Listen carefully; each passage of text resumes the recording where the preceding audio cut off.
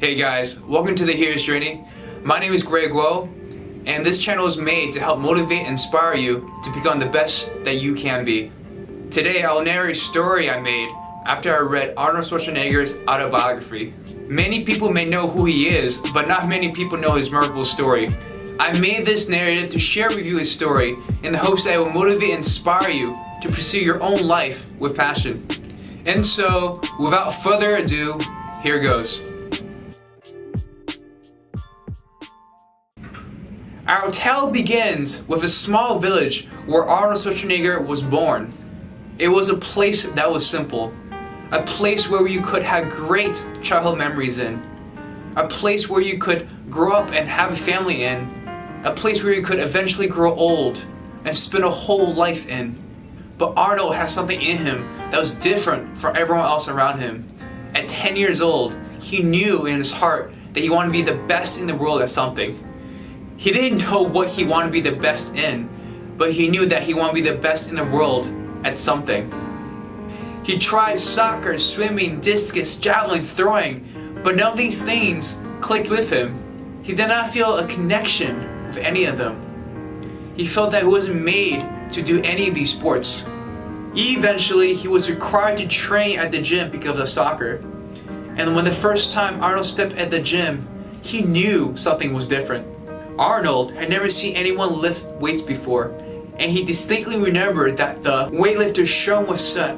They were powerful looking, Herculean, and there it was before me, my life, the answer I've been seeking. It clicked. It was something I just suddenly seemed to reach out and find. As if I've been crossing a suspended bridge and finally stopped off on solid ground. At the age of 15, Arnold had found his life calling. He wanted to be a bodybuilder, and not just any bodybuilder. He wanted to be the best bodybuilder in the world. And just like that, like an artist who just found their muse, Arnold started his training with a boyish excitement. It did not matter that he had to bike 8 miles to go to the gym. It did not matter that his mom or dad did not approve of his choice. It did not matter if it was cold in the winter or hot in the summer. Arnold felt something inside of him that could not be explained. I found the thing to which I wanted to devote my total energies, and there was no stopping me. My drive was unusual. I talked differently than my friends. I was hungrier for success than anyone I knew. Arnold was obsessed, and he fed his fire by learning from the bodybuilders in his gym. They became his father figures, and he rapidly listened to their advice. Carefully following their advice and focusing on his progress, Arnold's love and hunger for bodybuilding grew more and more as the months passed. Arnold had his own idols that he stowed away in his mind. The main one was Reg Park, a man that fixated Arnold's attention. Something about Reg's physique captured Arnold's imagination. It was the size and powerfulness of his physique. Something about the way Reg moved and looked just felt right with Arnold. I found out everything I could about Reg Park. I bought all the magazines that published his programs. I learned how he started training, what he ate, how he lived, and how he started his workouts. I became obsessed with Reg Parks. He was the image in front of me from the time I started training. The more I focused on his image and work and grew, the more I saw it was real and possible to be like him. And so Arnold trained, nourished by his dreams and love for the iron, and went through the inevitable hardships that anyone goes through when striving for their dreams. His teachers wanted him to find an acceptable way of life, to be a banker, a secretary, a doctor, a physician, instead of being a bodybuilder. Friends at school thought he was a strange boy for pursuing bodybuilding. Why did you pick the least favorite sport in Austria? They will ask him. His parents were also worried about his future and did not approve of his decision to be a bodybuilder. His mother would yell and shout at him. "You're lazy, Arnold," she would say. "Look at you. All you do is train with your weights. That's all you think about."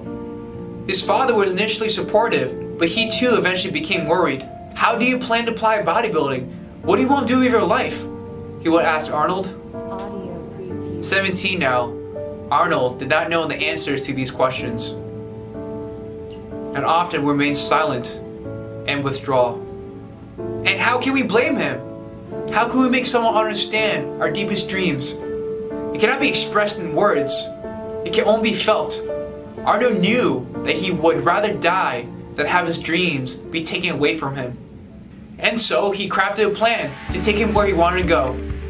His end goal was to become the best bodybuilder in the world, and he knew Austria was too small for his dream. He needed to move, to expand, to grow, so his dreams could flourish, and not be constrained by the ideals of his small village.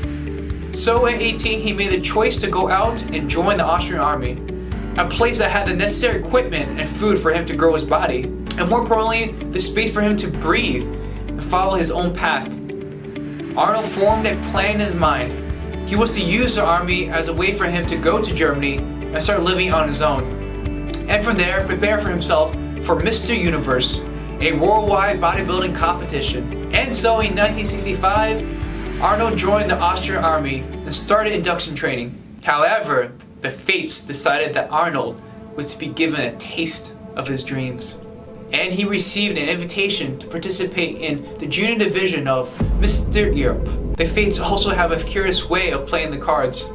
Arnold was forbidden from leaving his base. He knew he could not go, but his heart told him that he had to. He spent a couple of sleepless nights wondering what to do, but his heart could not let him stay, and so he followed it. The Junior Mr. Europe contest meant so much to me that I didn't care about the consequences that I'd had to suffer. I crawled over the walls, taking only the clothes I was wearing. I barely had enough money to buy a third-class train ticket. Arnold arrived to his first competition in a daze. He had prepared in his mind a posing routine while riding on the train, but his mind went blank the moment he stepped on stage. Arnold moved left, right, back and forth, copying the movements he memorized in muscle magazines. He was called again to do another pose off, and again, Arnold's mind was blank. He was not sure how he had done. The fates again work in curious ways. An announcement was made, and Arnold Schwarzenegger was Mr. Europe Jr. I drew myself up. I felt like King Kong. I loved the sudden attention. I strutted and flexed. I knew for certain that I was on the way to becoming the world's greatest bodybuilder.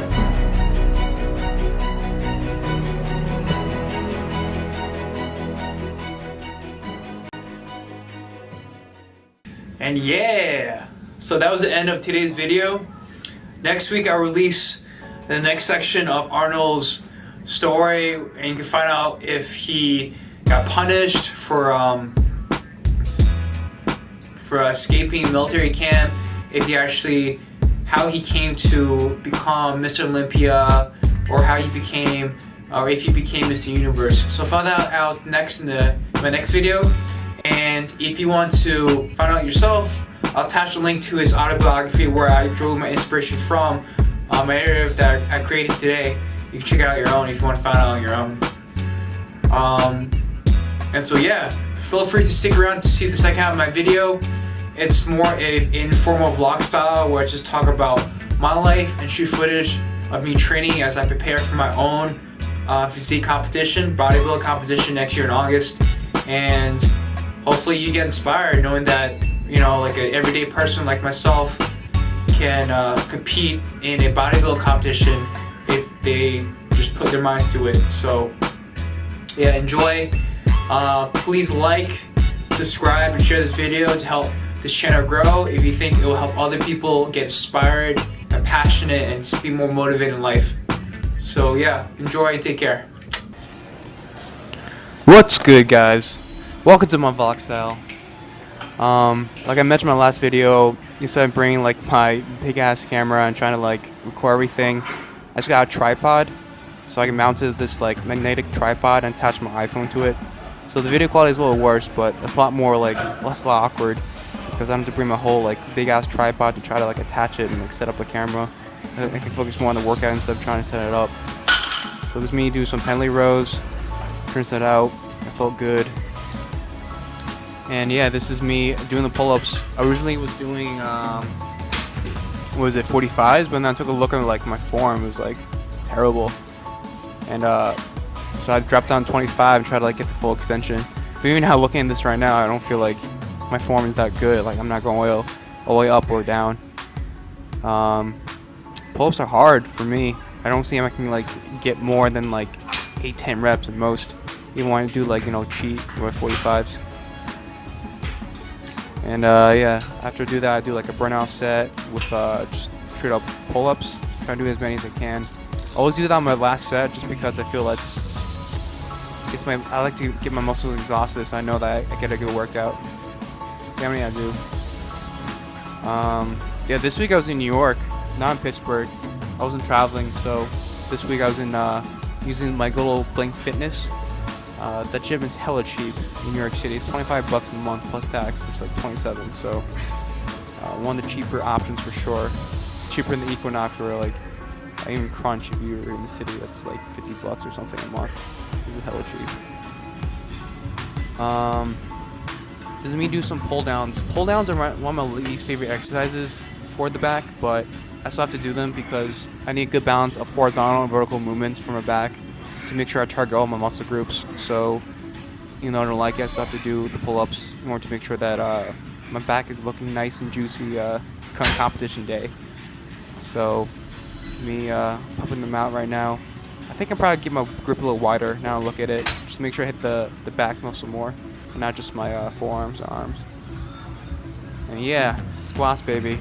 Like I said, I just love the squat movement.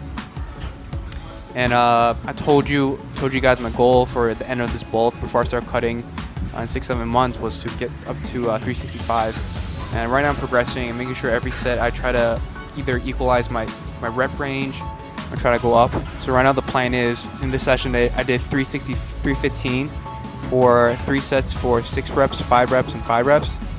And I think this coming week I'm trying to do at 10 pounds, 325 for 5 reps, 5 reps, 5 reps, 3 sets of 5. And then go from there, just try to up my sets. Every time I hit up 6 reps, I try to add the weight up. So that's the plan, try to do that until I hit 365 in 6-7 months. Or I guess 7 months, because it's still August. And dips. When I do core these videos, I think it's good for me too, because I noticed in this video I don't go like fully 90% when doing these dips sometimes. Sometimes I stop midway and cheat, so good thing I'm taking these videos to help me out too. And my tank top's from this group at Cornell, the school I went to, and it's a dance to aspire. They're called Break Free, very cool dance group. I don't dance myself, so I bought it because I like the design, I like the group, a bunch of cool people. And then this is my second session squat I did that week. I think my first squat session was like a Tuesday or Monday. This one's a Saturday. I had extra time to squeeze in another leg workout. And this set that week, I increased my working set to 1 rep. So instead of doing 3 sets of 6 reps, 5 reps, and 5 reps, I did 3 sets of 6 reps, 6 reps, 6 reps. So I think I'm definitely ready to hit up and go up a little higher and do 3 sets of 315 for 5 reps each, or 325, add 10 extra pounds. Yeah, I see me grunting right there. So yeah, that's it. Hope you guys enjoy. I'll do another update next week. Peace and take care.